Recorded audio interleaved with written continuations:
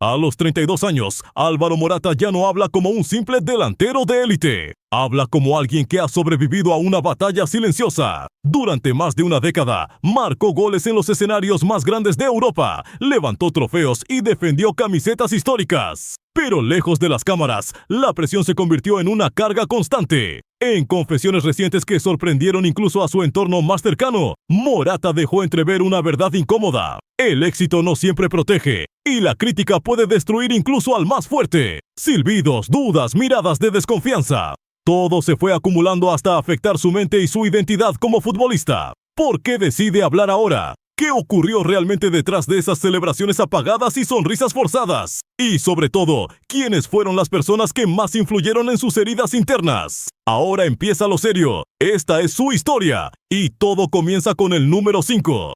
Número 5. Diego Simeone. Diego Simeone no fue solo un entrenador para Álvaro Morata, fue una figura determinante en uno de los periodos más contradictorios de su carrera. Cuando Morata regresó al Atlético de Madrid, muchos lo interpretaron como un reencuentro emocional, casi una redención personal. Volvía al club donde se formó, volvía a casa, pero la realidad fue mucho más dura de lo que imaginaba. En público, Simeone defendía a su delantero. En privado, según personas cercanas al vestuario, la relación estaba marcada por una tensión constante. Morata nunca sintió una confianza plena. Un partido era titular indiscutido. Al siguiente, desaparecía sin explicaciones claras. Cada error parecía amplificado. Cada ocasión fallada se convertía en un juicio. Los entrenamientos eran intensos, exigentes, mentalmente asfixiantes. Simeone pedía carácter, agresividad, fortaleza psicológica. Pero Morata, un jugador emocional, empezó a sentirse fuera de lugar. Aquí siempre tienes que demostrarlo todo, comentaban testigos que se respiraba en el día a día. El momento más doloroso llegó en los partidos importantes. En noches decisivas, cuando el Atlético necesitaba goles, Morata miraba al banquillo buscando respaldo. Muchas veces no lo encontraba. Sustituciones tempranas, gestos fríos, decisiones que minaban su confianza poco a poco. Insiders del club aseguran que fue allí donde Morata comenzó a dudar seriamente de sí mismo. No hubo una discusión pública, no hubo escándalo. Fue algo más destructivo, una erosión lenta y silenciosa. Cuando finalmente abandonó el club, no hubo reproches, solo alivio. Para Simeone, una decisión futbolística. Para Morata, una liberación necesaria. Fue la primera gran grieta en su estabilidad mental, pero no sería la última. Número 4. La afición española. Para Álvaro Morata, pocas cosas han sido tan dolorosas como sentirse cuestionado por su propia gente. La afición española, la misma que celebra a sus héroes sin límites, se convirtió con el tiempo en una de sus mayores fuentes de angustia. No fue un enemigo concreto, ni un rostro identificable. Fue algo peor, un juicio colectivo constante e implacable. Desde muy joven, Morata cargó con una etiqueta difícil de soportar. No es un 9 fiable. Falla en los momentos clave. Cada ocasión desperdiciada con la selección se convertía en un escándalo nacional. Los errores no se olvidaban. Se repetían una y otra vez en tertulias, redes sociales y estadios. Los silbidos llegaron incluso cuando vestía la camiseta roja, algo que pocos jugadores logran superar emocionalmente. Personas cercanas al entorno de la selección recuerdan cómo Morata cambiaba después de ciertos partidos. En el vestuario se aislaba, evitaba mirar el teléfono, sabía lo que le esperaba fuera. Comentarios crueles, memes hirientes, dudas constantes sobre su nivel. Sientes que no representas lo suficiente a tu país, confesó en privado a compañeros de confianza. El punto más crítico llegó tras grandes torneos. Cada eliminación reabría la herida. Aunque marcara, aunque se sacrificara, siempre parecía insuficiente. Insiders aseguran que Morata llegó a plantearse seriamente dejar la selección. No por falta de orgullo, sino por supervivencia mental. Jugar para España se había transformado en una fuente de ansiedad. Lo más devastador fue entender que nada parecía cambiar la percepción. Ni los goles importantes, ni el esfuerzo incansable. La grada ya había decidido. Y esa sensación de no ser querido, de estar siempre bajo sospecha, dejó marcas profundas. Morata no odiaba a la afición, pero sí aprendió a temerla. Cada partido era una prueba emocional, cada balón una sentencia potencial. Esta presión constante no solo afectó su rendimiento, afectó su identidad y lo empujó lentamente hacia un abismo silencioso. Pero todavía faltan nombres en esta historia. Y el número 3 toca una herida aún más personal. Número 3. José Mourinho. José Mourinho apareció en la carrera de Álvaro Morata como una figura tan influyente como intimidante. Para muchos jugadores, trabajar con Mourinho significa sentirse elegido. Para Morata fue una experiencia marcada por expectativas desmedidas y una presión psicológica constante. Cuando coincidieron, Mourinho veía en Morata un delantero útil, disciplinado, dispuesto a sacrificarse por el equipo. Pero esa confianza nunca fue completa. Según personas cercanas al vestuario, Morata sentía que siempre estaba a examen. Cada partido era una prueba. Cada fallo, una decepción personal para el entrenador. Mourinho no gritaba siempre, a veces era peor. El silencio, la ironía, una frase lanzada en rueda de prensa que parecía no tener destinatario, pero lo tenía. Insiders recuerdan comentarios que calaban hondo. Necesitamos delanteros con instinto asesino, decía Mourinho. No mencionaba a Morata, pero todos entendían el mensaje. En privado las charlas eran frías, casi clínicas. No había consuelo, solo exigencia.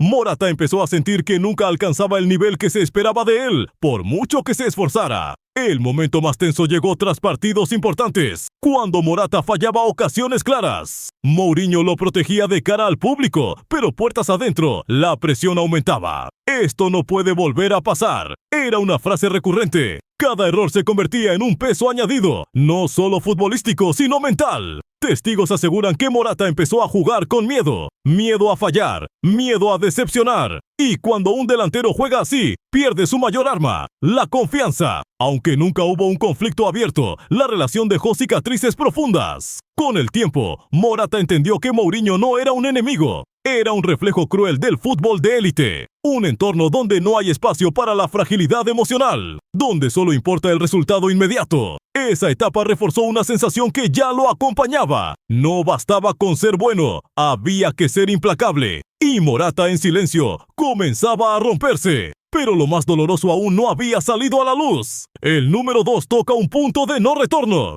Número 2. La presión mediática y las redes sociales. Si hubo un enemigo constante en la carrera de Álvaro Morata, fue invisible, omnipresente y despiadado. No llevaba camiseta, no se sentaba en el banquillo. Era la presión mediática amplificada por las redes sociales. Un ruido permanente que nunca se apagaba. Cada partido de Morata era diseccionado al detalle. Cada fallo se convertía en tendencia. Titulares duros, debates interminables, vídeos ralentizados una y otra vez para subrayar el error. Según personas de su entorno, Morata desarrolló una relación tóxica con su propio teléfono. Lo miraba y se arrepentía. Miles de mensajes, insultos, amenazas, dudas sobre su valor como futbolista y como persona. En momentos críticos, especialmente tras partidos con la selección, la situación se volvió insostenible. Morata llegó a confesar que sentía ansiedad antes incluso de pisar el césped. No por el rival, por lo que vendría después. Sabía que, marcara o no, el juicio sería brutal. Pero si fallaba, el castigo era inmediato. Insiders cercanos aseguran que hubo noches sin dormir, que su entorno tuvo que intervenir para alejarlo de las redes, que incluso consideró desaparecer del foco mediático por completo. El fútbol, que había sido su refugio, se transformó en una fuente constante de angustia.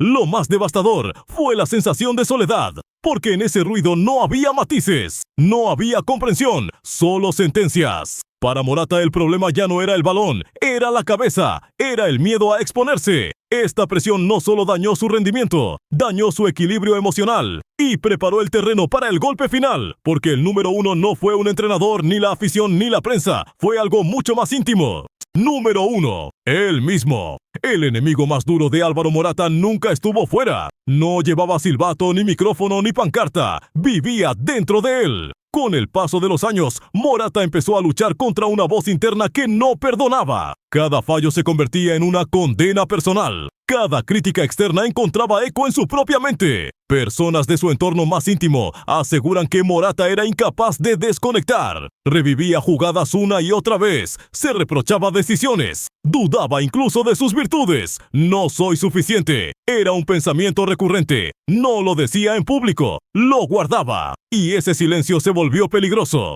Hubo momentos en los que el fútbol dejó de ser disfrute. Se transformó en obligación, en supervivencia. Morata jugaba para no fallar, no para marcar. Y cuando un delantero entra en ese estado, pierde su esencia. Testigos recuerdan cómo su lenguaje corporal cambió. Celebraciones contenidas, miradas perdidas, gestos de frustración incluso tras los goles. El punto más crítico llegó cuando el propio Morata reconoció públicamente sus problemas de salud mental. No fue una estrategia, fue un grito de auxilio. Admitirlo le costó más que cualquier penalti fallado, porque en el fútbol, mostrar fragilidad sigue siendo un tabú. En ese momento entendió algo devastador. Había sido su juez más severo, más cruel que cualquier afición, más exigente que cualquier entrenador. La batalla real no era contra los demás, era contra sí mismo. Ese reconocimiento marcó un antes y un después, pero también abrió la puerta a una verdad aún más profunda. Cuando muchos pensaban que Álvaro Morata estaba roto para siempre, ocurrió algo que casi nadie vio venir.